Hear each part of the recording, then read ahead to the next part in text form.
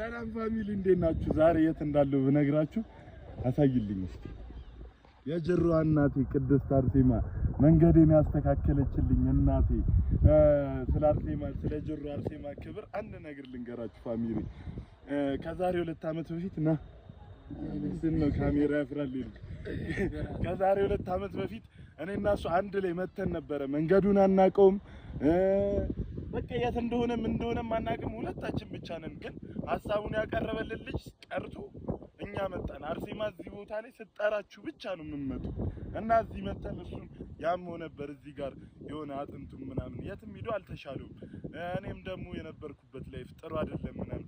እዚህ ደርሰን እዚህ ቦታ ላይ ረግጠን ከተመለስን በኋላ ሚካኤልን መንገዳችንን ብሩ አድርጋልናል። እሱም ተሽሎት ከዛ በኋላ እኔ እንጃ እኔ ቃላት ያጥረኛል።